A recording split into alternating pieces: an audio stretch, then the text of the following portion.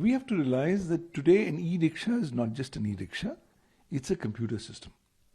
And therefore, if it's operating in the digital format, it's got some memory functions, it's always possible that that e-rickshaw can be potentially hacked.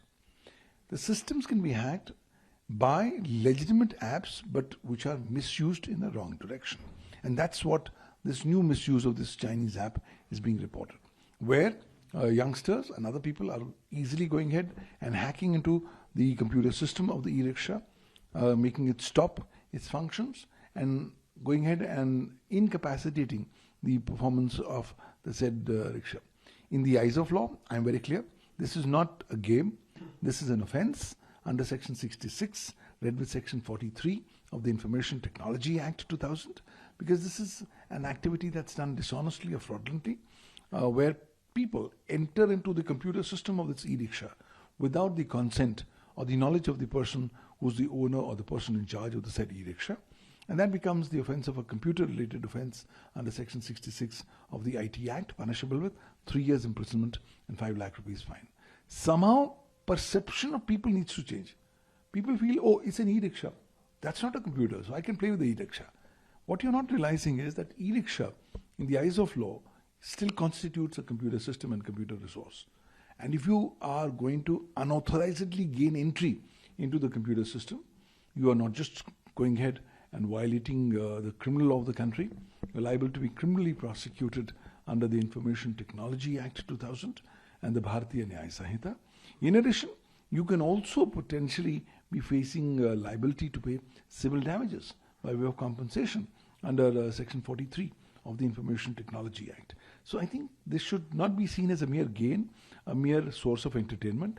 It's a serious exercise because you're hacking via Bluetooth or otherwise of the e-rickshaw computer system and network, constitutes an act which prejudicially impacts and diminishes the value and utility of information that's residing in the said e-rickshaw and effectively stops e-rickshaws in large number of cases. So I think people need to be made more aware of these ramifications, and government needs to immediately come up with some matters where these kind of cases need to be booked under the IT Act and the Bharatiya Nyaya Sanhita. And a message needs to be given that the time for games, playing games on e-rickshaw is over. You try to mess up with an e-rickshaw by tampering with its computer system or resource, be prepared to go to jail because you are going to be prosecuted for computer-related offences under the Indian cyber law. देखिए, बहुत सरल शब्दों में बताऊं तो हाल ही में कुछ videos viral हुई जहां पर बच्चे एक ऐप बैट BMS ऐप का इस्तेमाल करके ई रिक्शाज की बैटरी ऑफ कर देते हैं।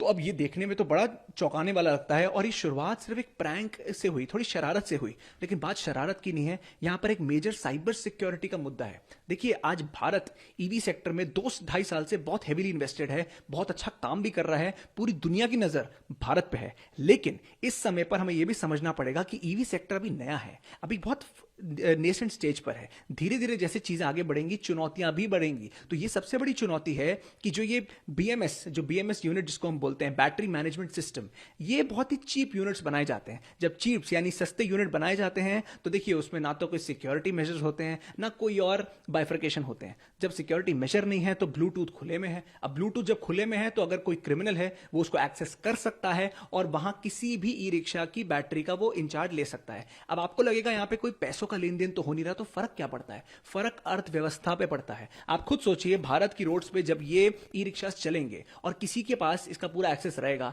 एकदम से बैटरी ऑफ कर दी जाए, बंदा गाड़ी में चल रहा है, एक्सीडेंट्स कॉज हो सकते हैं, कियोस्क कॉज हो सकता है। तो बात सिर्फ यहां फाइनेंशियल कॉज की नहीं है, बात है कि बहुत ही मेजर साइबर सिक्योरिटी मुद्दा भी सामने आया है और मुझे लगता है बहुत अच्छा है कि शुरुआत के स्टेज में ये चीजें सामने आ रही हैं। तो अगर भारत सरकार कोई बहुत इंपॉर्टेंट गाइडलाइंस ईवी सेक्टर में साइबर सिक्योरिटी के रिलेशन में लाएंगी तो मुझे लगता है इससे बेहतर समय नहीं है।